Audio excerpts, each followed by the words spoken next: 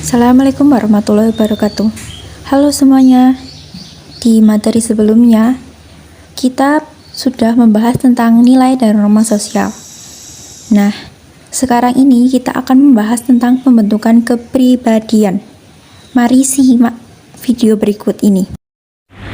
Pengertian, kepribadian merupakan kumpulan kebiasaan, sifat, sikap, dan ide dari seseorang individu yang berpola dan berkaitan secara eksternal dengan peran dan status, dan secara internal dengan motivasi dan tujuan pribadi serta dan berbagai aspek kedirian lainnya. Contoh kepribadian adalah introvert, extrovert, dan ambivert. Menurut para ahli, menurut teori M. Newcomb, kepribadian merupakan organisasi sikap yang dimiliki seseorang sebagai latar belakang dari perilakunya. Menurut Rawlsig and Warren, kepribadian sebagai faktor-faktor biologis, psikologi, dan sosiologis yang mendasari perilaku seseorang individu. Menurut Kuncaningrat, menyatakan kepribadian sebagai susunan dari unsur-unsur akal dan jiwa yang menentukan tingkah laku atau tindakan seorang individu. Dari pengertian tersebut dapat disimpulkan bahwasanya kepribadian merupakan pola abstraksi dari pola perilaku manusia. Abstraksi yang dimaksud di sini adalah tidak dapat dilihat atau diraba. Yang kedua, kepribadian merupakan ciri-ciri watak yang konsisten dan khas sebagai identitas seorang individu.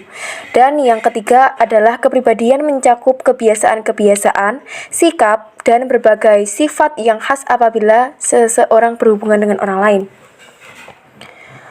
Untuk proses pembentukan kepribadian diperoleh individu sebagai akibat dari partisipasi dalam kehidupan kelompok. Sebagai anggota kelompok, dia belajar sistem perilaku tertentu dan keterampilan simbolik yang menentukan ide-ide, sikap, dan nilai-nilai sosialnya. Faktor pembentukan kepribadian. Warisan biologis. Warisan biologis menyediakan bahan mentah kepribadian yang dapat dibentuk dalam berbagai cara. Misal, badan yang tegap diharapkan dapat selalu memimpin atau IQ akan lebih mirip dengan IQ orang tua kandungnya. B. Lingkungan fisik. Perbedaan perilaku kelompok disebabkan oleh perbedaan iklim, topografi atau permukaan atau relief bumi, dan sumber alam. Orang daerah pegunungan berbeda kepribadiannya dengan orang di tepi pantai. C. Kebudayaan. Kebudayaan berperan dalam membentuk kepribadian seseorang dan masyarakatnya, di mana setiap kebudayaan tentunya akan menyediakan seperangkat norma dan nilai yang berbeda dari satu masyarakat dengan masyarakat lainnya. D. Pengalaman masyarakat. Setiap kelompok akan menyediakan standar atau ukuran moral yang berbeda-beda. Pengalaman kelompok dalam hal ini disebut juga referensi grup atau kelompok acuan. E. Pengalaman unik. Pengalaman yang berbeda dari setiap orang akan membentuk kepribadian yang berbeda. Maksud dari pengalaman unik di sini adalah pengalaman yang tidak terlupakan atau unik. Tahapan. Georgi Herbert Mead berpendapat bahwa sosialisasi yang dilalui seseorang dapat dibedakan melalui tahap-tahap sebagai berikut. 1. Tahap persiapan atau preparator stage. Pada tahap ini, anak-anak mulai melakukan kegiatan meniru meski tidak sempurna. 2. Tahap meniru atau play stage. Pada tahap ini mulai terbentuk kesadaran tentang nama diri dan siapa nama orang tuanya, kakaknya, dan sebagainya. 3. Tahap siap bertindak atau game stage. Pada tahap ini, lawan berinteraksi semakin banyak dan hubungannya semakin kompleks. Bersama dengan itu, anak mulai menyadari bahwa ada norma tertentu yang berlaku di luar keluarganya. 4. Tahap penerimaan norma kolektif atau generalized stage. Pada tahap ini, seseorang telah dianggap dewasa dan dapat menempatkan dirinya pada posisi secara luas, serta menyadari pentingnya peraturan kemampuan bekerja sama. Perkembangan diri dari masing-masing masa pertumbuhan. 1. Usia kanak-kanak dipengaruhi orang tua, guru, teman sebaya, saudara. 2. Dewasa dipengaruhi majikan, lingkungan, pasangan hidup, teman, anak, orang tua. 3. Usia tua anak, tetangga, pasangan hidup, guru.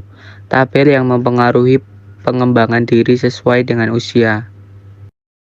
Seperti Matt, Carl Horton Cole menyatakan bahwa konsep diri seseorang berkembang melalui interaksi dengan orang lain. Cole menyebutnya looking glass self. Looking glass self, pembentukan cermin diri ada 3 tahap, yaitu 1. Seseorang membayangkan bagaimana perilaku atau tindakannya tampak bagi orang lain.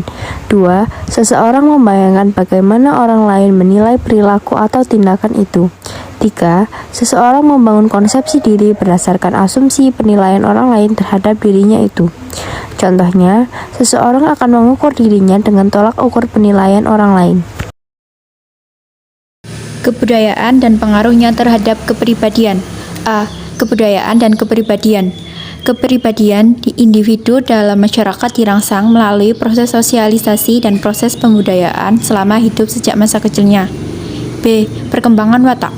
Tiap-tiap kebudayaan mempunyai cara pengasuhan anak yang berbeda sehingga setelah anak-anak itu menjadi dewasa, beberapa kepribadian watak yang sama akan menonjol. C. Kebudayaan dan watak khas kebudayaan. Tiap-tiap masyarakat terdapat pola-pola kebudayaan sendiri yang tidak dimiliki oleh masyarakat lain. Dari sini akan muncul karakteristik kepribadian suatu masyarakat. Sekian presentasi dari kami. Apabila banyak kesalahan, kami mohon maaf. Assalamualaikum warahmatullahi wabarakatuh.